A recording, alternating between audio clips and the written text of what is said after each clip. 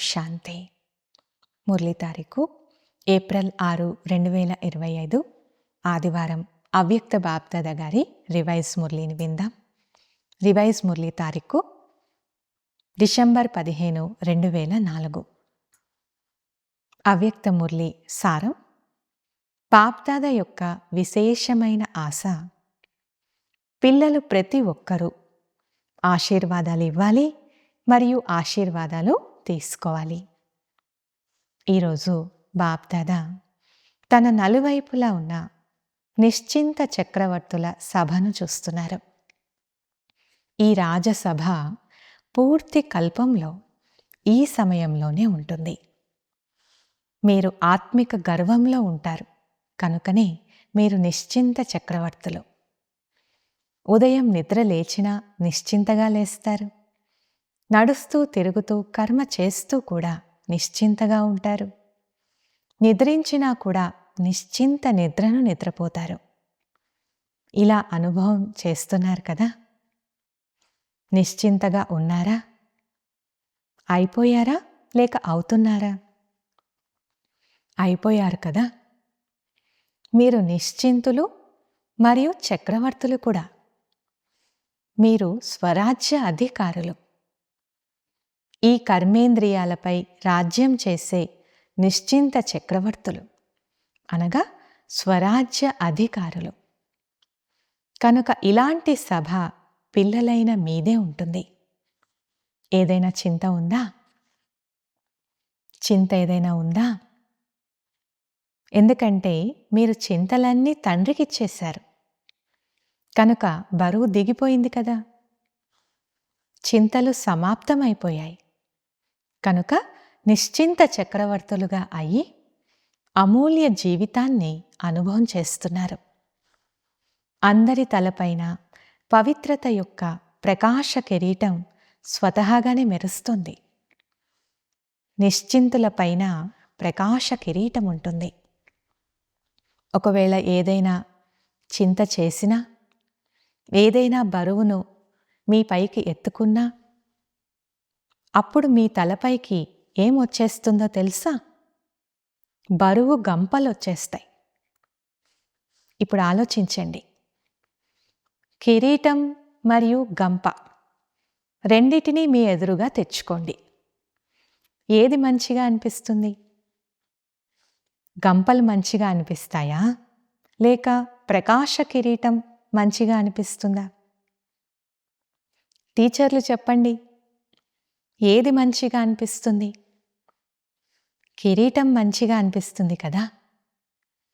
మీరు కర్మేంద్రియాలన్నిటిపైన రాజ్యం చేసే చక్రవర్తులు.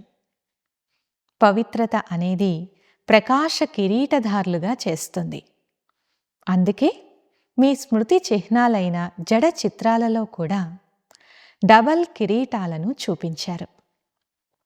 ద్వాపరం నుండి చాలామంది చక్రవర్తులుగా అయ్యారు. రాజులుగా కూడా చాలామంది అయ్యారు. కానీ డబల్ కిరీటధారులుగా ఎవ్వరూ అవ్వలేరు. నిశ్చింత చక్రవర్తి, స్వరాజ్య అధికారులుగా కూడా ఎవ్వరూ అవ్వలేరు.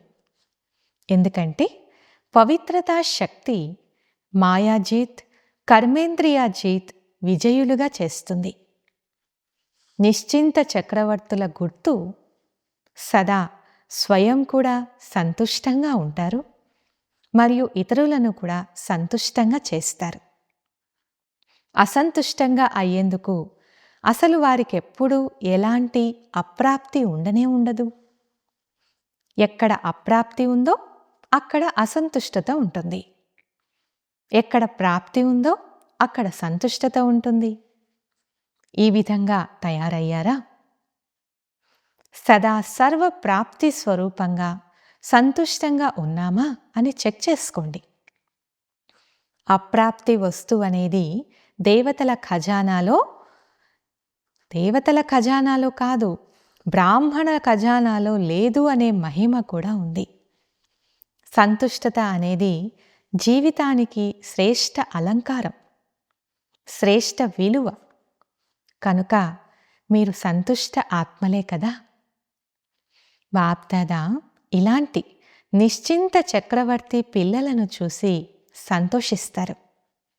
వాహ్ నా నిశ్చింత చక్రవర్తులు, వాహ్ వాహ్ వాహ్ అనే ఇలాగే ఉన్నారు కదా. నిశ్చింతగా ఉన్నవారిని బాబా చూసి ఖుషి అవుతున్నారు. పురుషార్థంలో అన్నిటికంటే సహజమైనది ఆశీర్వాదాలు ఇవ్వండి మరియు ఆశీర్వాదాలు తీసుకోండి. సుఖమునివ్వండి, సుఖం తీసుకోండి.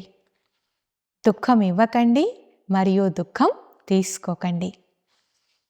దుఃఖం ఇవ్వడం లేదు, కానీ తీసుకున్నా కూడా దుఃఖితులుగా అయితే అవుతారు కదా. కనుక ఆశీర్వాదాలు ఇవ్వండి, సుఖం ఇవ్వండి మరియు సుఖం తీసుకోండి. అచ్చా, నలువైపులా ఉన్న నిశ్చింత చక్రవర్తులకు, సదా ఆత్మిక గర్వంలో ఉండే శ్రేష్టమైన ఆత్మలకు, సదా ప్రాప్తించిన ఖజానాలను జమా ఖాతాలో పెంచుకునే తీవ్ర పురుషార్థి ఆత్మలకు, సదా ఒకే సమయంలో 3 ప్రకారాల సేవలు చేసే శ్రేష్ఠ సేవాధారి పిల్లలకు బాప్ దాదా యొక్క ప్రియస్మృతులు, పదమా పదమా పదమా రెట్ల ప్రియస్మృతులు మరియు నమస్తే. ఇలా తయారు చేసేటువంటి ప్రియమైన బాప్ దాదాకు కూడా పిల్లలందరి తరపున పదమా రెట్ల గుడ్ మార్నింగ్ మరియు నమస్తే. వరదానము: సర్వశక్తులను ఆజ్ఞానుసారం మీ సహయోగులుగా చేసుకునే ప్రకృతి జీత్ భవ. వివరణ: అన్నిటికంటే అతి పెద్ద దాసి ప్రకృతి. ఏ పిల్లలైతే ప్రకృతి జీతుగా అయ్యే వరదానాన్ని ప్రాప్తి చేసుకుంటారో వారి ఆజ్ఞానుసారం సర్వశక్తులు మరియు ప్రకృతి రూపీ దాసి కార్యం చేస్తాయి, అనగా సమయానికి సహయోగమిస్తాయి. కానీ ఒకవేళ ప్రకృతి జీతుగా అయ్యేందుకు బదులు సోమరితనం అనే నిద్రలో మరియు అల్పకాల ప్రాప్తి యొక్క నశాలో మరియు వ్యర్థ సంకల్పాల నాట్యంలో మస్తీగా అయి మీ సమయాన్ని పోగొట్టుకుంటే, అప్పుడు శక్తులు మీ ఆజ్ఞానుసారం కార్యం చేయవు. కనుక మొదట ముఖ్యమైన సంకల్ప శక్తి, నిర్ణయ శక్తి మరియు సంస్కారం యొక్క శక్తి, ఈ 3 ఆర్డర్లో ఉన్నాయా అని చెక్ చేసుకోండి. స్లోగన్: బాప్ దాదా యొక్క గుణాలను గానం చేస్తూ ఉంటే స్వయం కూడా గుణమూర్తులుగా అయిపోతారు. అవ్యక్త సూచన: కంబైన్డ్ రూపం యొక్క స్మృతి ద్వారా సదా విజయులుగా అవ్వండి. ఈరోజుటి పాయింట్: కంబైన్డ్ సేవ లేకుండా సఫలత అనేది అసంభవం.